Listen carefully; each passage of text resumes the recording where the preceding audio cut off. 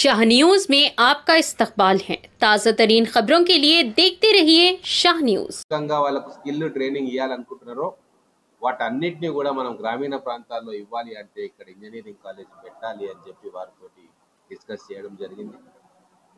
ముఖ్యంగా మహబూబ్ నగర్ ప్రాంతంలో ఈ వలసలను ఆపాలి, ఇక్కడ ఉన్న పిల్లలకు మంచి చదువు చెప్పించాలన్న ఉద్దేశంతో ముఖ్యమంత్రి గారు కూడా ఒప్పుకున్న తర్వాత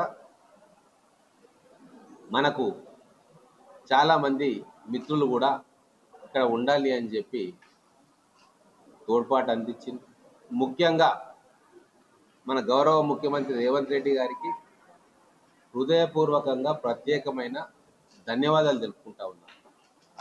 వారు ఏ విజన్ తోటి తెలంగాణ రాష్ట్రంలో మన మహబూబ్ నగర్ ప్రజలందరూ కూడా వారి బాటలో నడవాల్సిన అవసరం ఉంది. వారు విద్య పట్ల ప్రత్యేకమైన శ్రద్ధ చూపిస్తూ ఉన్నారు. 100 ఇంటిగ్రేటెడ్ స్కూల్స్కి ఆర్డర్ ఇచ్చిండు, కన్స్ట్రక్షన్ జరుగుతూ ఉంది.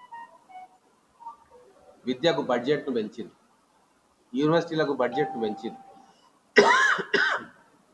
స్కూళ్ళను బాగు చేసుకుంటున్నారు, స్పోర్ట్స్ యూనివర్సిటీని తీసుకొస్తున్నారు, కాలేజీలలో పోస్టులను శాంక్షన్ చేస్తున్నారు, 11,000 మంది టీచర్స్ రిక్రూట్మెంట్ చేస్తూ ఉన్నారు. ఇట్లా ఎక్కడెక్కడైతే మా దృష్టికి వచ్చిన విషయాలు వారికి చెప్తా ఉన్నామో అక్కడ ఇమ్మీడియట్గా యాక్షన్ తీసుకుంటాం. అందుకే ఇప్పటి నుంచి తెలంగాణ విద్యా తెలంగాణగా మారబోతా ఉంది. చదువుకోవాలన్న కోరిక గల ప్రతి తెలంగాణ బిడ్డకు నాణ్యమైన విద్య, అది టెక్నికల్ కోర్సు కావచ్చు, జనరల్ కోర్సు కావచ్చు, వాళ్ళకి ఇష్టం ఉన్న ఏ సబ్జెక్ట్స్ అయినా కావచ్చు, వాళ్ళు ఉంటున్న ప్రదేశానికి దగ్గరలోనే అటువంటి సౌకర్యం వాళ్ళకు కలగజేయాలని చెప్పి కృతనిశ్చయంతో మేమందరం కూడా ఉన్నాం. ముఖ్యంగా ఈ సంవత్సర కాలంలోనే మన అదృష్టం మన పాలమూరు బిడ్డ ముఖ్యమంత్రిగా ఉండడం అనేది మన అదృష్టం. మన మహబూబ్ నగర్ పట్టణం రాత మారడానికే భగవంతుడు రేవంత్ రెడ్డి గారిని ముఖ్యమంత్రి పీఠం మీద కూర్చోబెట్టిందని నేను అనుకుంటా ఉన్నా.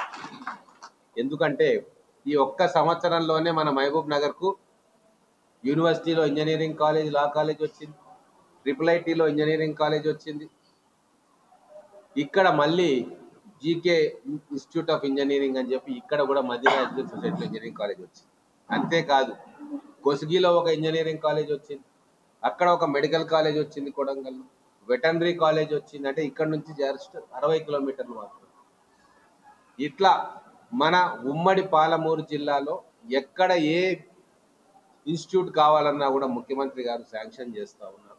ఒక ప్రత్యేకమైన దృష్టి పాలమూరు మీద పెట్టింది.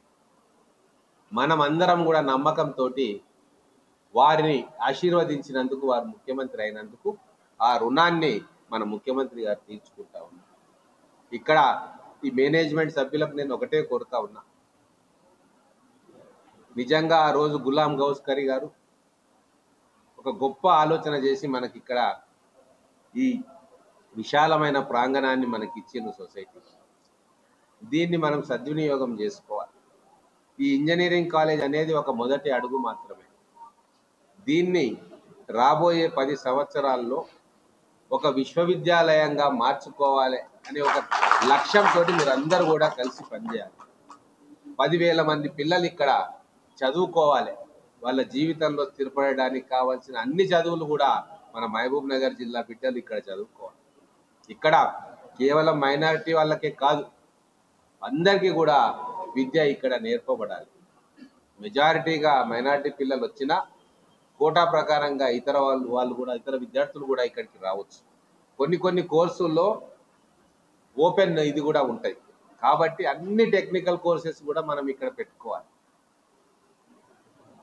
ఇప్పుడు 4 కోర్సులు